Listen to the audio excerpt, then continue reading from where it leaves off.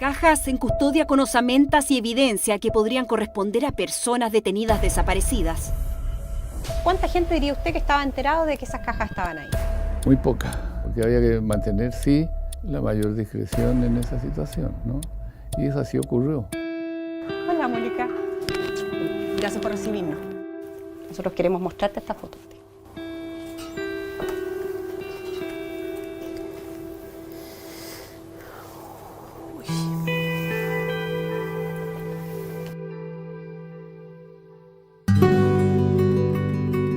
Reconstruimos paso a paso el camino de las 89 cajas con imágenes que por primera vez salen a la luz pública. Las mismas que compartimos antes con quienes han dedicado sus vidas a la búsqueda de los que aún no aparecen. Doctor Choca, Cerro Chena, pero... O sea, verla así es como ver... cosas que se olvidaron. Cuando tú guardas algo y ya no sirve y lo dejas arrumbado. Osamentas que en parte corresponden a los hallazgos del 2001 en el Cerro Chena, de los que Mónica fue testigo. Se levantan los fragmentos, son llevados a la unidad del servicio de la Universidad de Chile. ¿Por qué? Porque en ese momento el ministro Guzmán tenía desconfianza ya del servicio médico legal. 13 años después, una emergencia en la Universidad de Chile expone las cajas y su valioso contenido al deterioro que podría arriesgar la identificación de los restos. Esto era como un riesgo biológico. Y la pregunta era, ¿con qué descontaminamos y no dañar? Porque una vez que uno interviene y daña las muestras, después ya es irreversible. En 2019 son devueltas al servicio médico legal, donde quedan nuevamente sin periciar. 4 años después, la verdad se revela y golpea a los familiares. Y habían 89 cajas en un lugar donde mucha gente sabía. Si los que no sabíamos éramos nosotros. ¿Qué pasa con este país? ¿Qué pasa con el Estado? O sea, ese fue el respeto. Ese ha sido el respeto para la memoria, para buscarlos a ellos, o sea, tenerlos así en cajas de mercadería. Si fueron personas, seres humanos, hombres, padres, esposos, que no merecen haber terminado así, en esa condición, olvidados. Aquí hay responsables de esto. Aquí hay un olvido, hay una negligencia. Esto es lo que nosotros necesitábamos, el derecho a saber. Tenemos derecho a saber, a ver. Hasta ahora la lucha por verdad y justicia recae principalmente en los familiares y la investigación de 12 jueces con dedicación exclusiva. ¿Quién les dio la orden? El teniente Magaña. Y él es el único que da orden. Y cuando yo dispare, todos disparan al mismo tiempo. Cuando veo los cuerpos levantarse, era una balacera, pero una lluvia de tiros. Magaña dijo, la mitad de los que estábamos vayan abajo a tapar los cuerpos. Y la mitad para acá recojan las vainas. Según datos oficiales, son 1.469 las víctimas de desaparición forzada por la represión de la dictadura de Augusto Pinochet. 1.092 son calificados como detenidos desaparecidos. Otros 377 corresponden a ejecutados políticos sin entrega de restos.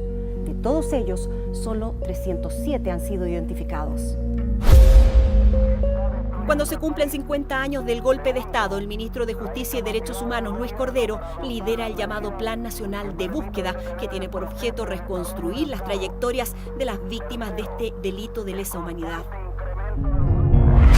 Es una política pública permanente del Estado que tiene por propósito establecer las condiciones y circunstancias en que cada una de esas personas fue detenida y echada a desaparecer. Es un cambio significativo porque el Estado toma para sí la responsabilidad. Es un compromiso para hoy, pero también es un compromiso para el futuro, ¿no? Yo creo que ese es como el mensaje central.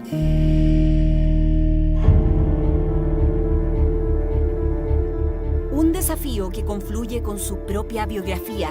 2 de sus tíos abuelos son detenidos desaparecidos. Historias que se entrelazan, instituciones al debe, el inicio de un nuevo trato que incluiría reparación y memoria para que podamos como país y como sociedad responder a la pregunta: ¿dónde están?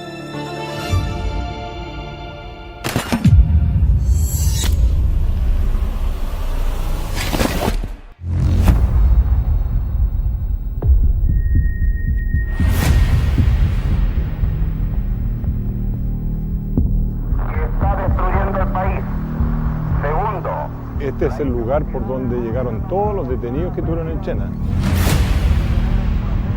Los camiones militares con los prisioneros, nuestros padres maniatados, vendados, y este fue el último lugar por donde entraron con vida.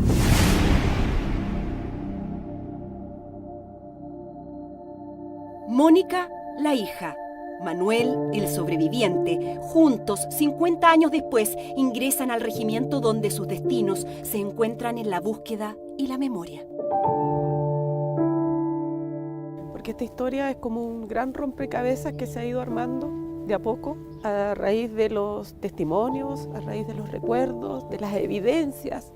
Y esta es una evidencia de lo que aquí pasó. En este lugar, en este cuartel que estamos ahora por primera vez grabando, para mí es bien particular y especial. Estamos en este momento rodeados, hay militares. Estamos en una sencilla edificación de madera ubicada en el corazón de este recinto militar, la misma que, hasta los años 70, reúne bajo su techo a los hijos de los inquilinos del antiguo Fundo Casas Viejas. La llamada escuelita fue declarada monumento histórico el año 2018, sin embargo su propiedad sigue siendo del ejército y por lo tanto su acceso es restringido.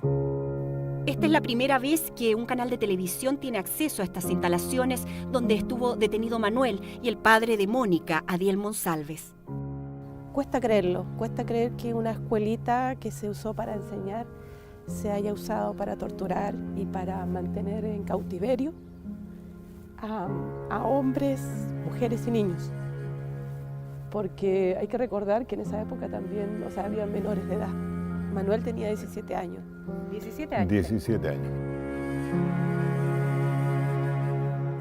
Los campesinos de Paine estaban en la primera sala y ahí llegaron los ferroviarios, ahí los metieron el 28 de septiembre en la noche. Adiel Monsalves Martínez es uno de ellos, 41 años, ciclista apasionado, dirigente sindical de la Maestranza de Ferrocarriles de San Bernardo, militante comunista como sus 10 compañeros detenidos ese día, y como Manuel. Los presos estábamos aquí, así más o menos en esta posición casi todo el día, con la cabeza pegada, la venda puesta. Lloramos mucho, porque no sabíamos si en esa lotería nos iba a tocar ese día a nosotros, y cuando sentíamos que el que estaba aquí o el de la sala del lado se quejaba, y ya habíamos escuchado sus gritos, sabíamos que nos iba a suceder lo mismo. Siempre quisimos saber y buscar en qué condiciones estaban nuestros papás, qué fue lo último que dijeron, qué mensaje entregaron, en qué estaban pensando, si tenían miedo. Y eso ha sido gracias al testimonio, en este caso de Manuel, que yo después de muchos años, porque yo de pequeña, de los 11 años, empecé a buscar, a preguntar, y no tenía respuesta. Conscientes de la muerte, les preocupaba no ver crecer a sus hijos, no poder despedirse de sus compañeras, pero también sentían y lo decían que la causa nuestra era una causa justa, pues éramos allendistas, pues. Éramos upelientos, como nos decían, pero estábamos aquí por haber creído en un proyecto, en una propuesta de gobierno. Entonces no había razón para que nos trataran como nos trataban. Entonces así, ¿no? Me amarraron con alambre aquí, hacia atrás, y frente mío tienen que haberse puesto y sentí todo lo que te conté, pues. La orden de fuego, los disparos, y de repente escuchas la risotada. Entonces quizás que en ese momento tú lo único que quieres es que te maten. Entonces, es una sensación porque se va a terminar, pues, o sea, se va a acabar lo que estás pasando y no te mataron. Ante el rumor de una posible inspección de la Cruz Roja Internacional, la madrugada del 30 de octubre de 1973 trasladan a los detenidos a la parte alta de los terrenos, donde funciona entonces el cuartel número 2 de la sección de inteligencia de la Escuela de Infantería.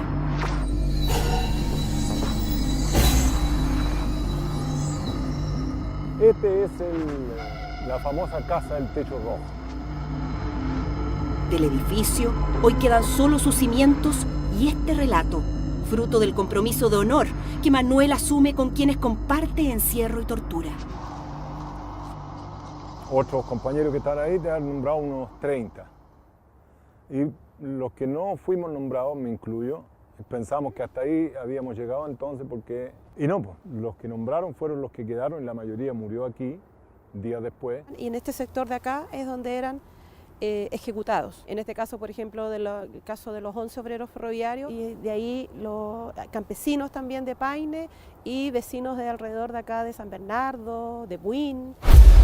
En total, cerca de 100 chilenos ejecutados por agentes del Estado al margen de todo debido proceso, establece la Comisión Reti.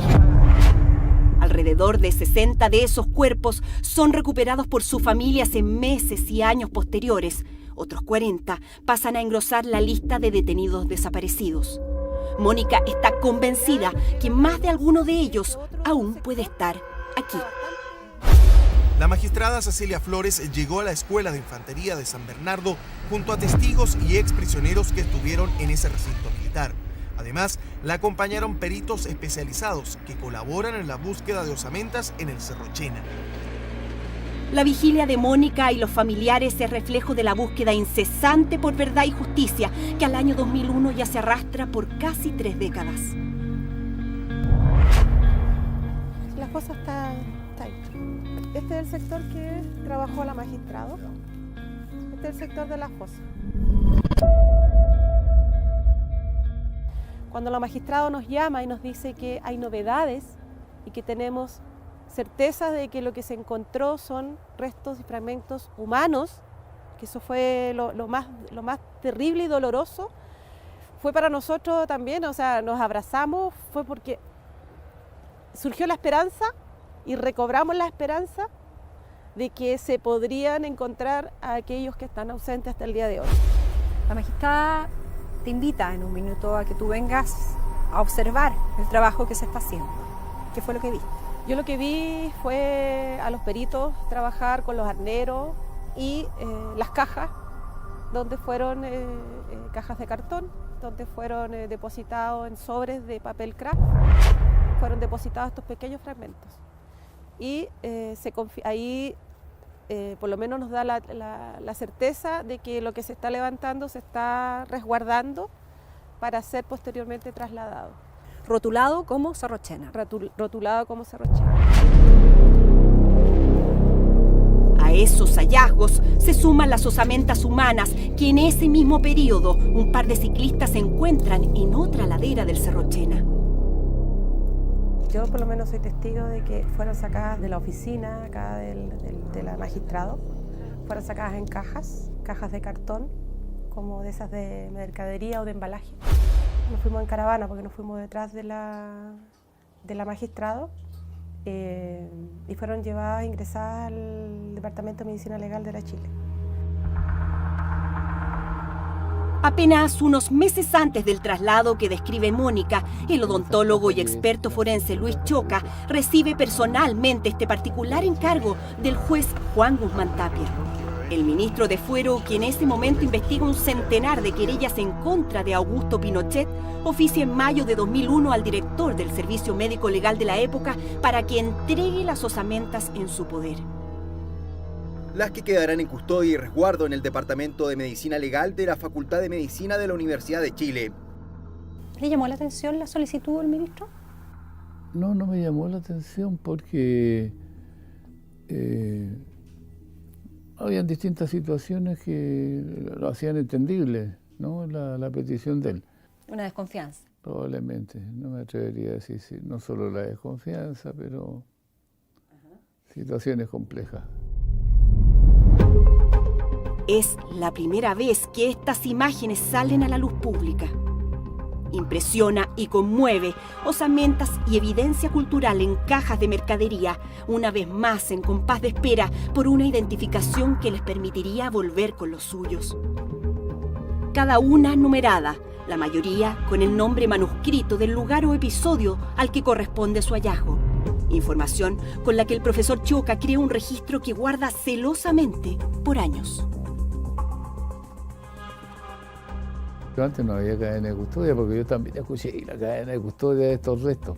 ¿Qué cadena de custodia íbamos a tener si no existía todavía? ¿Cuánta gente diría usted que estaba enterado de que esas cajas estaban ahí? Muy poca. ¿Eh? Gente del departamento, por supuesto, sí. ¿Quién tenía que estar enterado? Porque había que mantener, sí, la mayor discreción en esa situación, ¿no? Y eso así ocurrió, ¿no? Así, hasta el 2014, solo un par de peritos de confianza del juez Guzmán trabajan con el contenido de las 89 cajas. En ese periodo, 4 de ellas salen de la Universidad de Chile previa solicitud de algunos ministros en visita que heredan las causas del juez Guzmán y conocen de esta importante evidencia. Siempre hubo actividad, siempre no estuvieron dormidas, ¿no? Pero estuvieron siempre muy bien resguardadas, muy bien resguardadas. En mayo de 2012, 7 meses antes de jubilar, el ministro en visita Alejandro Solís Muñoz, junto con agradecer la labor de resguardo del director Luis Choca, instruye la devolución de los restos óseos y documentación bajo su custodia al Servicio Médico Legal para avanzar en las identificaciones pendientes. Y me dicen a mí, si no me falla la memoria, que el Servicio Médico Legal se va a comunicar conmigo para ponernos de acuerdo para retirar las osamentas. El traslado no se concreta, una demora que 2 años después pone en riesgo las cajas y su valioso contenido.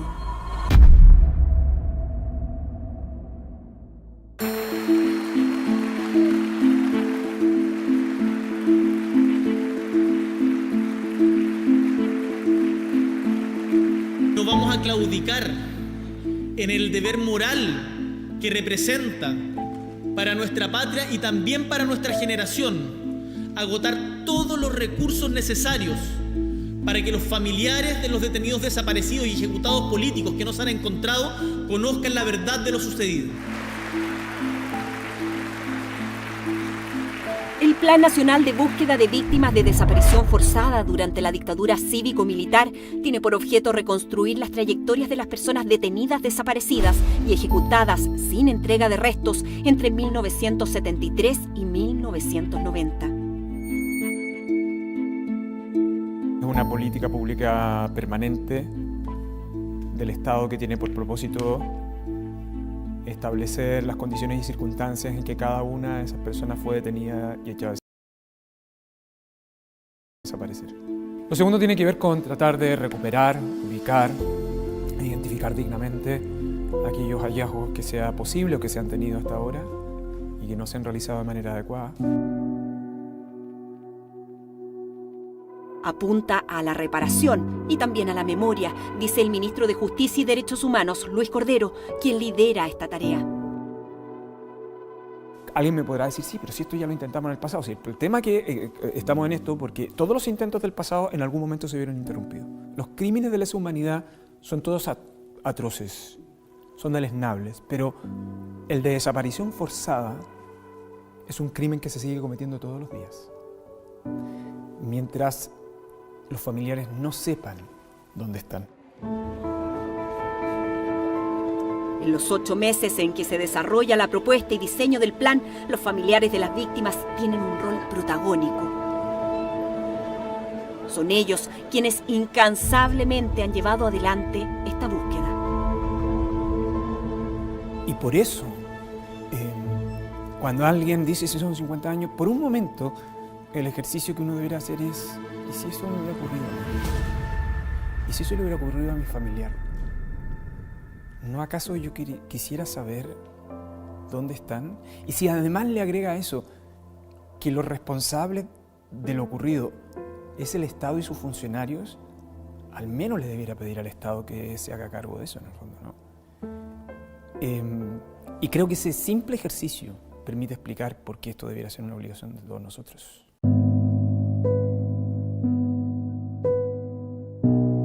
Para el ministro Luis Cordero, el desafío se cruza además con su propia biografía. 2 hermanos de su abuela paterna, Luis Ramón y Manuel Silva Carreño, son detenidos desaparecidos. Bueno, yo ante todo he tenido presente que soy ministro de Estado para estos efectos. Y...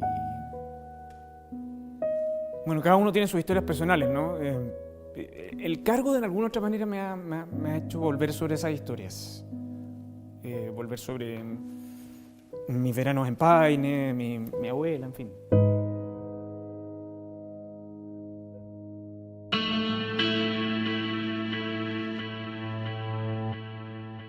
Y era tan bueno, era que un buen jugador. Un club se lo quería llevar Lo traen para acá, a esta cancha.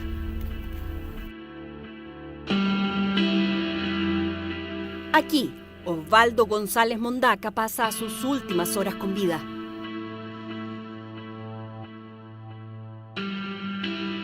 Estuvieron todo el día acá, los militares en el camión. Y la gente de por aquí querían regalarles comida y los militares no dejaban que se acercaran. Es 20 de octubre de 1973 y al presidente del asentamiento Huiticalán lo detienen horas antes junto a otros 10 campesinos de la zona. Sus nombres en una lista. Todos tienen en común una participación activa en las tomas de la reforma agraria. Nunca más de que salió en la mañana a destinar a la gente, nunca lo volví a ver.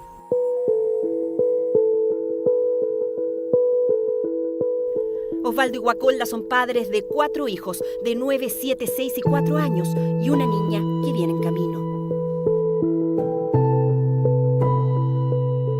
Nos llevábamos súper bien, jamás peleamos, no discutíamos nada. Cariñoso, por eso que lo echaba todavía, lo echo de menos.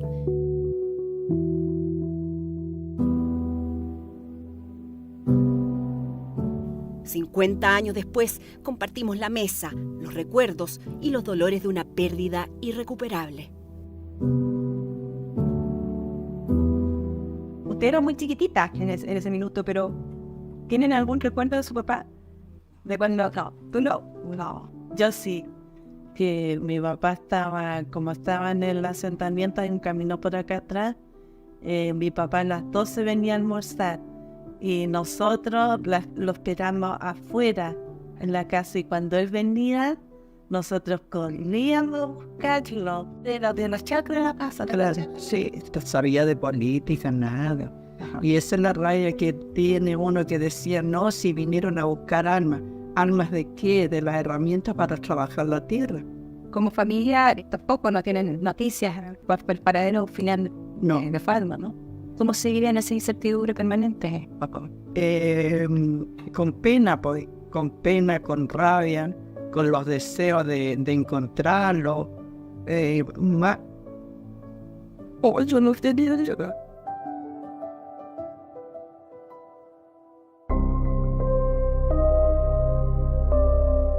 Vidas que se truncan en un abandono que se arrastra en el tiempo. Y el Estado no está preocupado de esta familia, de esta herencia que fuimos nosotros dejando de dolor, de pena, de no sepultar a nuestra familia, de esta búsqueda incansable de las mamás nuestras, de salir en las mañanas y volver en la noche. Nosotros sufrimos doble abandono. Fui a buscarlo. Estuvimos en el Estadio Nacional, fuimos hasta la cárcel con la gente de acá, con señoras que salieron. Salíamos todo el día, mis hijas quedaron con mi abuela en Rangui, porque no podían quedarse solas acá, se quedó una hermana con ella a veces y yo tenía que salir. Pues. Fue terrible para mí porque yo embarazada no sabía qué hacer. No sabía qué hacer.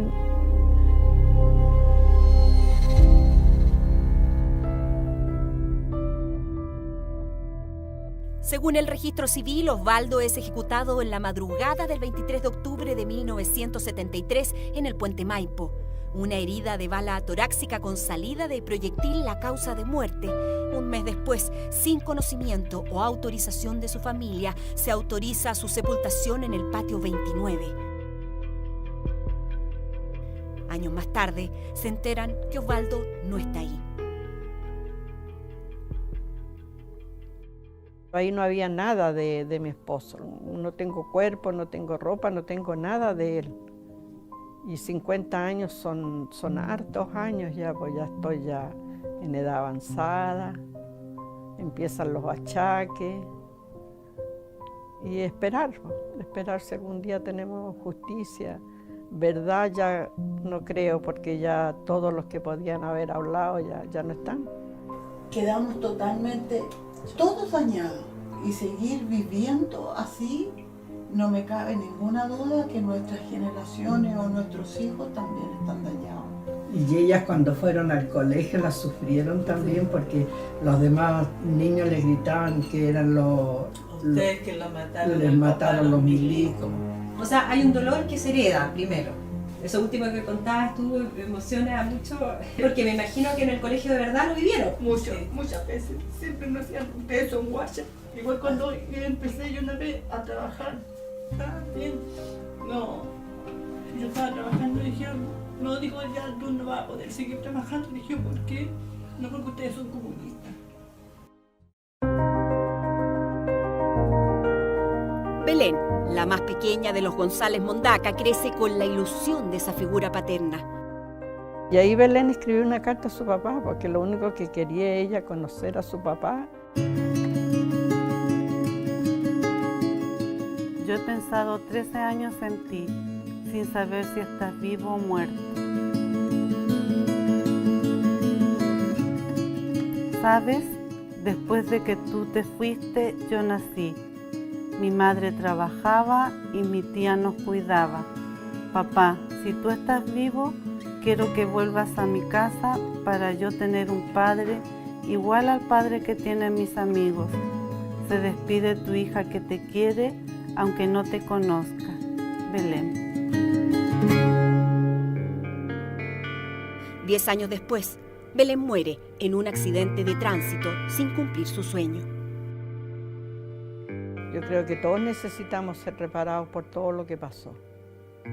Porque los quitaron como quien dice, la persona más importante para uno. Para uno, que él era el dueño de casa, el que traía el alimento, el que se preocupaba por todo. ¿Además de tu vida con otra persona? No. Es tan difícil tener un familiar detenido desaparecido y no saber qué pasó con él. Es tan difícil darlo uno por muerto, es tan difícil no saber cómo hacer el duelo, es tan difícil decir hasta aquí nomás llego.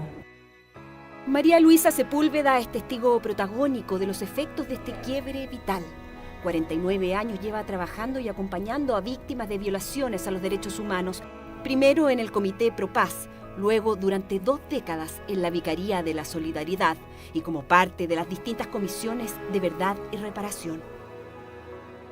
Todas las familias que nosotros conocimos acá desaparecidos, la mayoría eran dueñas de casa y de un día a otro tuvieron que abandonar ese rol, salir a buscar al marido y dejar muchas veces los hijos bastante solos. Esos hijos hoy día, me imagino que tienen bastante dolores por esa situación, por haber perdido el padre y por haber también tenido bastante ausencia de la madre, ¿me entiende? En el caso de Paine fue una verdadera matanza. Esta localidad suma el mayor número de muertos y desaparecidos en proporción a su cantidad de habitantes. En la madrugada del 16 de octubre de 1973, una patrulla militar irrumpe violentamente en una veintena de casas del asentamiento 24 de abril. En total, 11 hombres, todos campesinos, la mayoría padres de familia, son arrancados violentamente de sus hogares.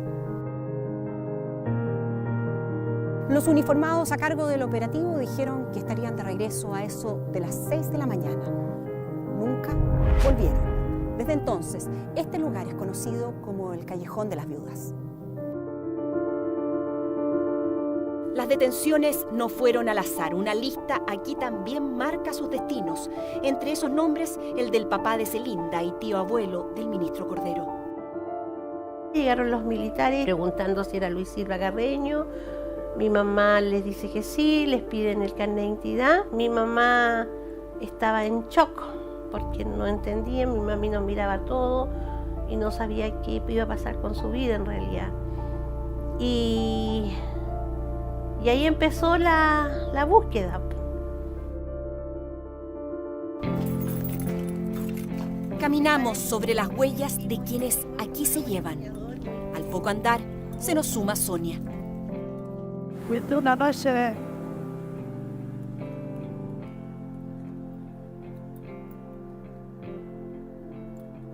una noche infernal. Porque yo los vi cuando los llevaban en fila y con las manos arriba en la cabeza. Entonces eso fue una cosa muy terrible. ¿Tú tenías 15 años? Sí. Agrandada y casada. Duré 6 meses. ¿Tenía una guaguita? Sí. ¿De 9 meses? Sí. Su marido Rosalindo Herrera, su padre Basilio Valenzuela y sus tíos Jorge, Ramiro y René Muñoz Peñalosa son capturados, ejecutados y desaparecen ese mismo día. ¿En esta casa vivías tú? Sí. Vivía con mis abuelos. Y ahí estaba Jorge Muñoz y Rosalindo Herrera, que era mi marido. Y Lucho Serra, que era el último. Sí, mi papá. Sí. Nosotros salíamos a esperar al papá todas las noches. Sentíamos los pájaros que venían, no, ahí viene el papá. ¿Quién paga eso? Nadie. Ya todo el mundo ya ha vendido, emigrado, ha fallecido más que nada. Han fallecido las señoras. ¿Tu mamá murió? Sí, murió ella. Sí. ¿Con alguna respuesta o con ninguna? Con ninguna. Al menos de mi padre no sabía nada. Nada. Y de mis otros tíos, que ellos eran como hermanos míos los tíos. Yo me crié con ellos. Pero puede ser con esto que dijo el presidente que se sepa algo. ¿Dónde están? ¿Dónde los votaron? No hay cierre de ciclo cuando se desaparece alguien. Si bien es cierto, mataron a mi papá, nos llevaron a mi papá, nos quitaron a mi papá, pero las verdaderas víctimas fuimos nosotros después.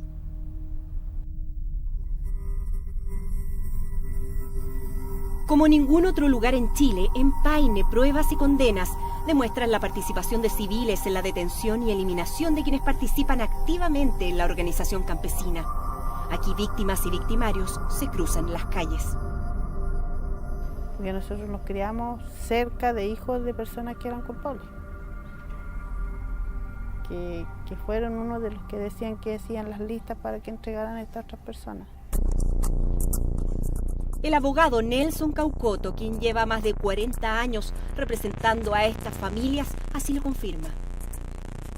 Salían ellos en la noche a tomar detenidos a gente. Los militares no habrían hecho nada en Paine, si no es por los civiles.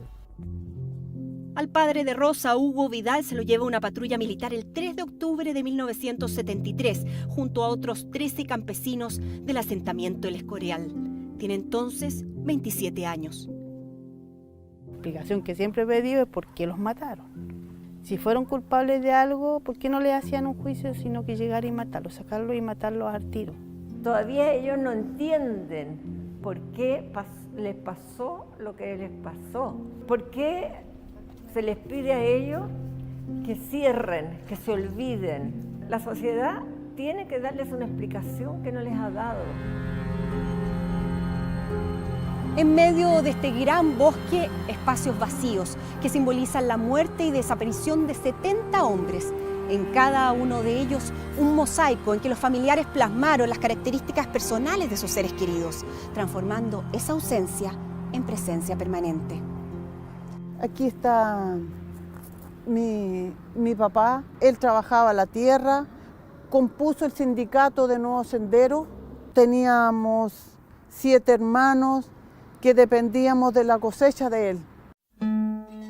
En una misma noche, Flor pierde a 2 tíos, 2 hermanos y a su papá, Samuel Lazo Quinteros. Tu padre es muy importante en tu vida. Muchas veces en mi vida necesité a mi papá. Cuando nació mi hijo, me hubiera gustado ver que mi papá lo hubiera tomado en los brazos. Las cifras son demoledoras. 180 niños de la zona quedan huérfanos de padre en 78 días. 37 de estos hombres son detenidos desaparecidos. De ellos, en 17 casos, no se ha encontrado nada. Entonces yo siento que el Estado se despreocupó. Hoy día vuelve con el plan de búsqueda, pero le tengo desconfianza al plan de búsqueda. ¿Por qué, Flor? Porque primero llegó tarde, las familias ya han fallecido, porque 50 años es mucho tiempo. ¿Cómo buscar? ¿Dónde buscar? Miles de preguntas. Las dudas de Flor se multiplican entre las agrupaciones de familiares que durante 8 meses participan del proceso de elaboración del plan de búsqueda. Así como el Estado puso los recursos para desaparecerlo, que el Estado ponga los recursos para aclarar qué es lo que ocurrió y por lo tanto podamos tener esa certeza. Pero la certeza no es solo el lugar donde está, no es solo la posibilidad de ir a un cementerio, sino que saber efectivamente todo el recorrido. Y eso también es importante para que esto no vuelva a ocurrir. El ministro Cordero explica que uno de los objetivos principales de esta instancia será el cruce de una enorme cantidad de información disponible en expedientes judiciales, informes y documentos de distintos organismos y que nunca antes ha sido sistematizada. La sociedad chilena al día de hoy no sabe las trayectorias de cada una de esas personas. Fíjese usted que algunos familiares ni siquiera tienen la fotografía. Conseguir al menos la fotografía del registro civil para esas personas es muy relevante. Entonces, aunque sea difícil de creer, simplemente con la información de la cual nosotros disponemos, que está dispersa en los expedientes judiciales, adecuadamente integrado, es posible obtener nueva información. Pero quienes han colaborado durante 50 años en la búsqueda creen que se necesita, además de la ayuda de los que cometieron, fueron testigos o saben de estos crímenes. Y yo creo que la principal fuente de información está en los que hicieron estas cosas. Y hay que recurrir a ellos inevitablemente. También hay que ser muy realista. O sea, tiene que haber voluntad de quienes participaron en estos hechos de dar información. Quedan muchos vivos y quedan las instituciones que participaron en esto. En esta etapa de diseño del plan no se establece un contacto directo con las Fuerzas Armadas y Carabineros. Tampoco existe consenso de la posibilidad de ofrecer incentivos a quienes colaboren con nuevos datos. Hay opiniones contrapuestas y por ahora es una alternativa que probablemente en el contexto de la implementación es conveniente volver a analizar. Sí, se considera una georreferenciación para dar con nuevos lugares de hallazgos. Yo tengo confianza de que hay lugares de sepultación en tierra que son los restos que se pueden rescatar. Más aún hoy día con la nueva tecnología que existe. Pero se necesita más que tecnología para que no se repita la triste historia de las 89 cajas con osamentas esperando por años ser identificadas.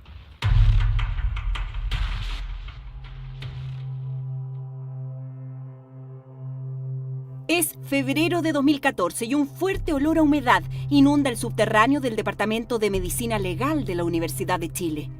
Una cañería rota y agua filtrándose por debajo de la puerta de esta bodega revela lo que hasta ese momento era un secreto bien guardado.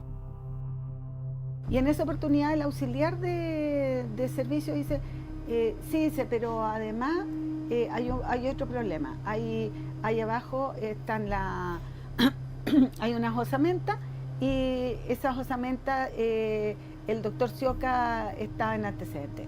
Ahí está donde cayó el agua, que ahí filtró, ¿ya? ¿Te fijas?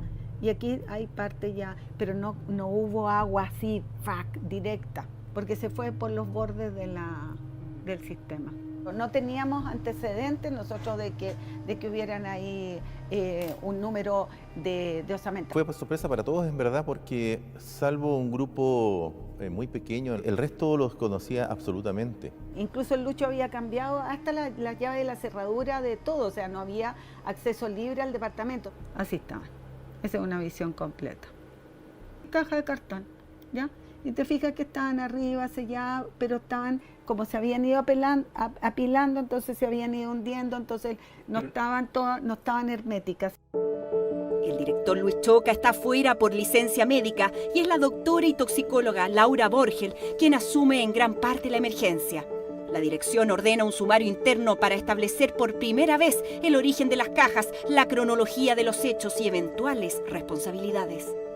Se asignó al fiscal, se investigó, ya se llegó a que no había responsabilidad de parte de la dirección y que esto había sido una solicitud y una respuesta de resguardo, que es lo que había solicitado el juez Guzmán. ¿Nunca estuvieron a ras de piso? No, nunca.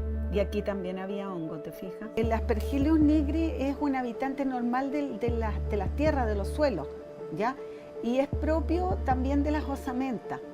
Y cuando encuentra las condiciones propicias, como son humedad, oscuridad, se desarrolla, pero como candy. 500 unidades en el aire es lo máximo que un ser humano puede tener. Esas muestras ahí tenían 32.000 unidades formadoras. Entonces era altísimo. Esto era como un riesgo biológico. Mira, no sé, los hongos son súper agresivos. Si nosotros pensamos, entonces tú comprenderás que, ¿cómo íbamos a devolver eso? No, si eso había que limpiarlo. Si se hubieran entregado las muestras y ellos hubieran manipulado, tal como en su momento sacaron las muestras y se lo entregamos al médico legal y se enferma, o la misma familia que después hubiera querido tener los restos de sus familiares. Éticamente, además, nosotros teníamos un compromiso. Si a ti te mandan a guardar algo, tú tienes que guardarlo bien. ¿Ya? Tienes que cuidarlo y además que no estabas guardando bolitas de dulce, tú estabas guardando osamentas. Osamentas humanas, que tenía una importancia radical para un país, para nosotros. Comienza así una carrera contra el tiempo en Chile y también con múltiples consultas en el extranjero. Y la pregunta era, ¿con qué descontaminamos y no dañar? Porque una vez que uno interviene y daña las muestras, después ya es irreversible. Y aquí lo que hubo que hacer fue precisamente eso, investigar hasta las últimas consecuencias de qué es lo que se podía hacer. No es que usted llegue y vaya a comprar al supermercado y vaya y úselo, échelo en spray y listo. ¿Y cuántas veces? ¿Una vez? ¿2 veces? ¿3 veces? ¿Cuánto lo dio intervalo? ¿1 semana? ¿2 semanas? ¿Qué concentración? ¿Al 3%? ¿Al 5%? ¿Y si he hecho más? ¿Qué pasa con las muestras? ¿Y si he hecho menos? Ahí estamos tomando los primeros cultivos, el 2017. Porque, claro, tú dices, del 2014, ¿tanto se demoraron en investigar? Sí, se estudiaron. Yo te digo que fácilmente 6 o 7 alternativas. Finalmente se opta por cobre soluble por aspersión. Tras numerosas pruebas en laboratorio, se da con las concentraciones adecuadas y en 3 rondas de tratamiento se logra eliminar completamente el peligroso hongo. Por lo tanto, la forma de aplicarlo no era así, tomar el huesito y pasarlo por esto, sino que debía llegar como una nube, de tal modo que nosotros pudiéramos llegar hasta el último rincón con concentraciones y que por este contacto a través de nube se eliminara. El trabajo de descontaminación concluye a fines de 2018 y la entrega de las cajas al servicio médico legal se concreta por fin en enero de 2019. Se coordinó con el servicio médico legal para que ellos retiraran las muestras.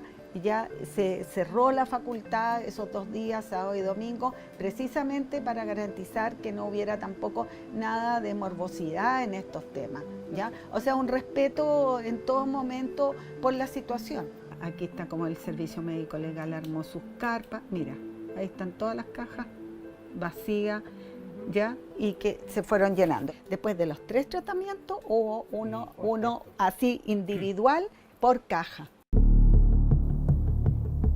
Así, 18 años después del encargo de custodia que hace el juez Juan Guzmán al doctor Luis Choca, las osamentas y restos culturales vuelven a estas instalaciones de Avenida La Paz. Aquí quedarán por otros 4 años más, nuevamente sin clasificación ni pericias que permitan dar respuesta a los familiares.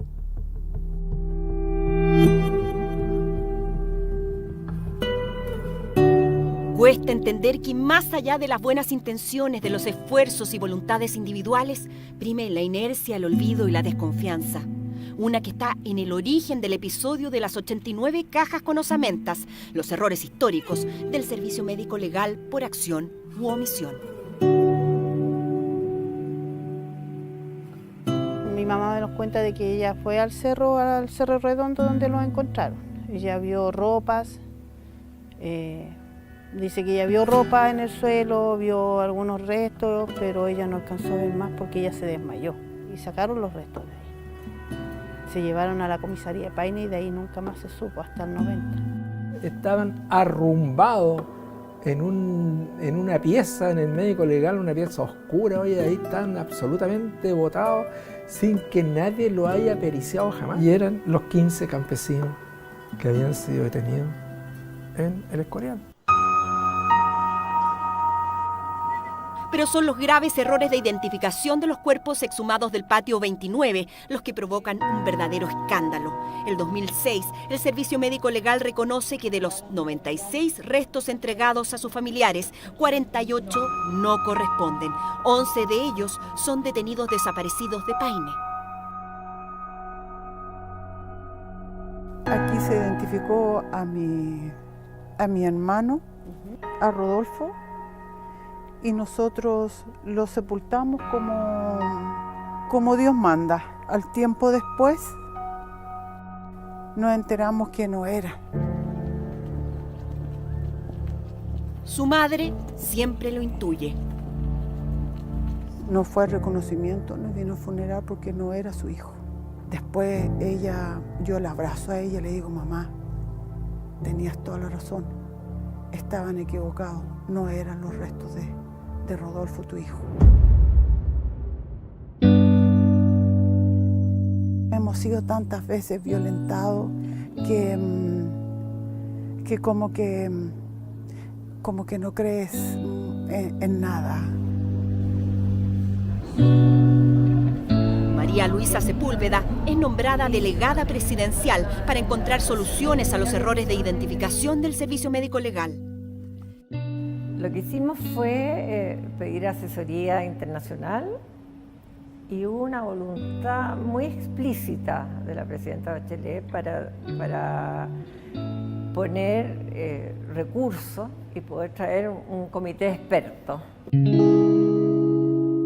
Con especialistas extranjeros se inicia el proceso de acreditación de la unidad de identificación forense y se crea además el banco de ADN. Se logró Patio 29, el Fuerte Arteaga, o sea, todo lo que estaba pendiente se logró avanzar. De las 89 cajas con osamentas que llevan en ese momento ya 5 años en custodia en la Universidad de Chile, nunca se supo. Yo recuerdo que en esa época él me reunió hasta con el juez Guzmán y él no informó de esta caja. Y también en esa época alguien del equipo también estuvo con la gente de la Chile y nos informó de estas cajas. Habría sido la oportunidad. La oportunidad, no había ninguna restricción para no hacerlo. Había solo voluntad. Voluntad y convicción por avanzar en lo que el Poder Judicial no hizo en dictadura es también lo que empuja a los 12 ministros en visita extraordinaria que hoy investigan causas de violaciones a los derechos humanos. Todas las fallas que se dictaron en Paine. Nosotros íbamos nombrando a las víctimas que tenían que bajar y ello, fue un momento muy emotivo. Y no es lo mismo que tú leas a que vea cómo ocurrieron los hechos de boca de quienes fueron sus protagonistas, ¿cierto? Digamos, los imputados. Es diciembre de 2015 y en el sector de la quebrada Los Quillayes, en las cercanías del lago Rapel, la ministra Marianela Cifuentes encabeza la reconstitución de escena de la ejecución de los 22 hombres detenidos en Paine el 16 de octubre de 1973. Eran 30 conscriptos y un cabo con 3 meses, más 3 oficiales. Y al mando el teniente Magaña, que era el que daba las órdenes. El terreno está un tanto... El relato de testigos e imputados permite comprobar en terreno la verosimilitud de sus testimonios. Muchos de ellos de repente han dicho, yo no tenía idea, yo estaba en tal lugar, pero tú, una vez situados en el lugar, te das cuenta que es imposible que un oficial, por ejemplo, no haya sabido lo que estaba ocurriendo. Igual que la vez pasada, yo voy a lanzar la pistola y ustedes apuntan. Y cuando yo dispare, todos disparan al mismo tiempo. Cuando veo los cuerpos levantarse, era una balacera, pero una lluvia de tiros. Él disparó al tiempo más que nadie. ¿Cuántas veces dispararon? No. Fue un caso.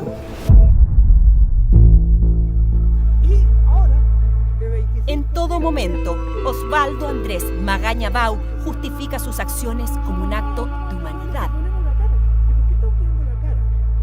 ¿Dio la orden de que alguien bajara a ver? Sí, bajaron, el grupo bajó. Dije, bueno, empezaron a acomodarlo y le insisto muy dignamente, porque ya los soldados tratando de lo mejor posible, sin ningún maltrato, incluso ya estaban muertos. Magaña dijo, la mitad de los que estábamos vayan abajo a bajar, a tapar los cuerpos, y la mitad para acá recojan las vainas. No lo enterramos para esconderlo, o sea, para que nosotros pasara piola esto. No, lo enterramos fue algo por humanidad. ¿De qué forma fue humana? Si estuvimos buscando los 38 años para que después nos entregaran segmentos de cuerpo, fueron exhumados, lanzados al mar. 8 años antes, es el ministro Héctor Solís quien obtiene las primeras confesiones que dan con el lugar donde los 22 de Paine son ejecutados. Magaña era un teniente en esos tiempos y él se mantuvo 20 o 30 años diciendo no fui. Y llega un día y le confiesa al ministro Solís. Buen ministro, él fue el que encuentra los restos allá en los Quillayes. Solo pequeños fragmentos, los cuerpos son retirados décadas antes por orden de Augusto Pinochet. En total eran alrededor de 3.000 evidencias entre balísticas, óseas y culturales. Porque claro, como existió la operación traslado de televisores, lo que quedó en materia ósea en el lugar fueron los restos de los huesos que explotaron con los disparos. El ministro Solís nos llama y nos dice, aquí están los de Paine, todos. Y ahí, digamos, él nos tenía toda la ropa de mi hermano Rodolfo, y fue reparador porque por fin sabías qué había pasado allí, qué había pasado con nuestra familia, por fin. Fue un descanso en mi alma, fue reparador eso. Pese a que hay restos que no logran ser identificados, se avanza en verdad. En justicia, entre 2016 y 2022, la ministra Cifuentes dicta condena de primera instancia en los 15 episodios de la causa de Paine. La mayoría de las causas ya están, archivadas ya, o sea, cumplieron todo el proceso, ¿cierto? Se interpusieron los recursos, se vieron en la Corte de Apelación, en la Corte Suprema. Solo están pendientes 4 episodios. Sin embargo, para algunos, la condena del máximo tribunal llega demasiado tarde. El coronel Magaña murió tranquilo en su casa, con su familia, y no pisó un día la cárcel. Muchos familiares cumplen 50 años de búsqueda ininterrumpida, siempre vigilantes ante la posibilidad de un nuevo hallazgo que pueda aliviar la pérdida. Por eso, cuando en febrero pasado se enteran de la existencia de osamentas que llevan 22 años sin periciar, los golpea en lo más profundo. Sabes que yo creo que desde el día en que mi padre desapareció, que no había tenido ese dolor profundo en mi alma, en mi corazón. Porque sentir y me erizo sentir que compañeras nuestras se habían muerto esperando saber qué pasaba y habían 89 cajas en un lugar donde mucha gente sabía. Si los que no sabíamos éramos nosotros. El ministro Luis Cordero lleva apenas un mes en el cargo cuando debe responder por omisiones y negligencias. Y a mí me tocó precisamente con Mónica yo diría que una de las reuniones más intensas, pero en esa reunión estaba muy reflejado, yo creo que todos los errores que hemos cometido como Estado. Él nos escucha y también nos pide perdón como Estado y nos pide que por favor recuperemos la confianza en ellos. Créeme que es difícil. Ellos estaban ahí, en cajas, y donde el Estado los olvidó. Actualmente hay un sumario interno y una investigación en curso para establecer responsabilidades. Entonces la reforma estructural al servicio médico legal es indispensable, no solo para el Plan Nacional de Búsqueda, que lo es esencial, y para su consistencia y credibilidad hacia el futuro, sino que también para la pericia forense general. La psiquiatra Marisol Prado es su nueva directora y la primera mujer en el cargo. Asume en julio pasado para liderar la modernización de un servicio permanentemente cuestionado. Pedir perdón no es tan difícil como solicitar que las familias vuelvan a recuperar la confianza en esta institución. En su primera entrevista en televisión transparenta que en apenas 4 meses logran realizar el trabajo que no se hizo con estas cajas desde el 2019. No vamos a esconder las falencias que nosotros tuvimos en la falta de oportunidad de realizar estas pericias a tiempo. Y lo digo así de enfática porque nosotros desde que nos enteramos y que le pusimos prioridad, logramos terminar el ingreso de todas estas pericias en mayo de este año y ya ahora están todas vinculadas y todas en tribunal. Actualmente algunas osamentas ya están en Estados Unidos para determinar su data con carbono 14, otras en proceso de identificación en Suiza y Bosnia. Aún pendiente, establecer la procedencia de otros 300 restos de presuntas víctimas que también dormían en estas dependencias. Estamos nosotros en un proceso de auditoría interna. No tenemos un número definitivo y cuando lo tengamos, tenga la seguridad que podrá venir a preguntarnos. Esas osamentas que hemos encontrado no tienen una identificación y es muy difícil el establecer un vínculo. Con los familiares se establecen reuniones mensuales para informarles de procesos y diligencias. Pero lo que no podemos hacer es ocultar lo que estamos haciendo. Nosotros tenemos que trabajar en conjunto con las familias. Al ver estas fotografías, Mónica siente que se necesitan nuevas explicaciones. Cuenta más de 20 cajas vinculadas a Cerro Chena. Y lo que más me sorprende es ver muchas cajas de Chena. Dicen Cerro Chena y son muchas. Son muchas. Tenemos derecho a saber, a ver, que nos muestren evidencias en las condiciones que estaban las cajas que fueron encontradas. Y hasta el día de hoy, recién ahora con ustedes logro ver esto. Habla a nombre de su padre y de los que allí mueren y desaparecen. Primero fue la búsqueda, encontrarlo muerto, recuperar sus restos, que estaban en un nicho de un tercero, saber qué había pasado con él, por qué había sido ejecutado, quién dio la orden. Y si vamos a cumplir 50 años, fue un compromiso con él de no tan solo buscar la verdad, la justicia y recuperarlo a él, recuperar la memoria, sino que por todos aquellos que fueron ejecutados con él, con sus compañeros.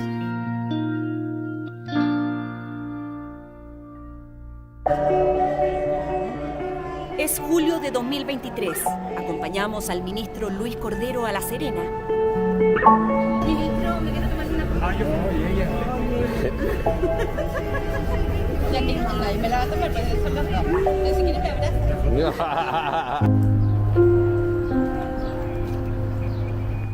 Las más de 30 agrupaciones de familiares de detenidos desaparecidos y ejecutados políticos de todo el país realizan aquí su encuentro anual, instancia en que compartirán los avances del plan de búsqueda.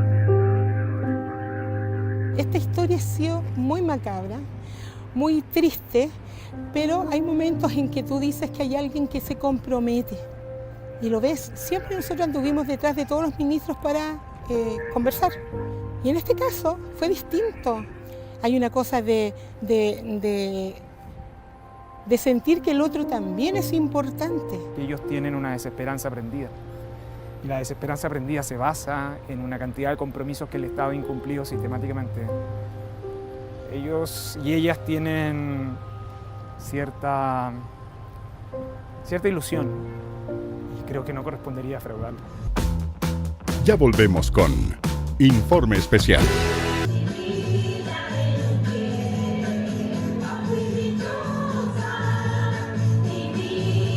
En la mesa de trabajo piden que el plan tenga un presupuesto acorde a sus objetivos. Uno de ellos, muy anhelado por los familiares, la mejora y ampliación del programa de reparación y atención integral en salud.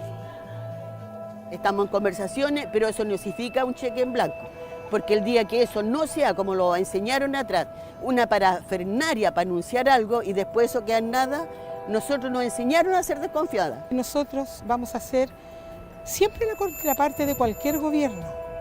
Y si tenemos que ponernos al otro lado de la moneda en este minuto, lo vamos a hacer. La única manera de consolidar el Plan Nacional de Búsqueda es que la confianza exceda a la confianza personal y sea una confianza institucional. Y para eso, no solo el Plan Nacional de Búsqueda se tiene que aprobar, y para eso hay que asentar Plan Nacional de Búsqueda en el Estado. Y eso yo creo que es el gran desafío que tenemos. En la construcción de confianzas y este nuevo trato, Luis Cordero Vega también vuelve y recupera parte de su propia historia. Nosotros solicitamos una audiencia con el ministro de Justicia y él nos concedió esa reunión.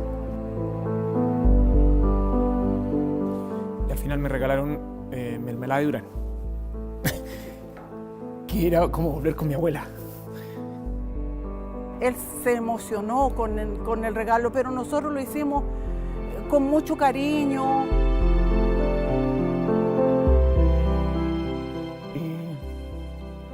Y después en Paine fue mucho afecto. Mucho afecto. Fue como volver a casa. Sí.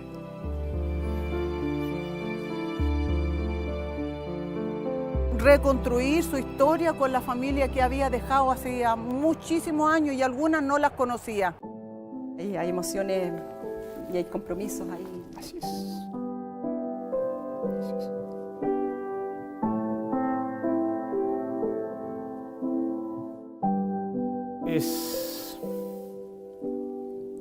Yo se lo he dicho a mi equipo,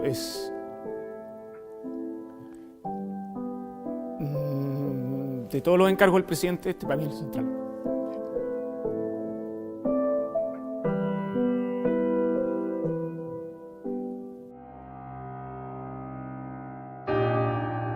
El próximo 30 de agosto, cuando se conmemora el Día Internacional de las Víctimas por Desaparición Forzada, el presidente Gabriel Boric firmará el decreto supremo que crea el plan de búsqueda como una política de Estado. Un compromiso hacia el futuro, pero también un ejercicio de memoria como garantía de no repetición.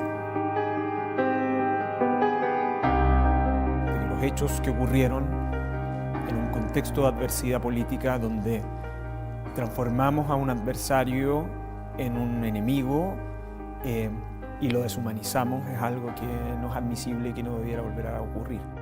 Los duelos se cierran con verdad, con justicia, con reconocimiento de la sociedad, con la posibilidad de expresar que lo que se hizo no debiera haberse hecho. los viejos amores que no están, la ilusión de los que perdieron, todas las promesas que se van y los que en cualquier guerra se cayeron. Todo está guardado en la memoria, sueño de la vida y de la historia. La memoria despierta para herir a los pueblos dormidos que no la dejan vivir, libre como el viento.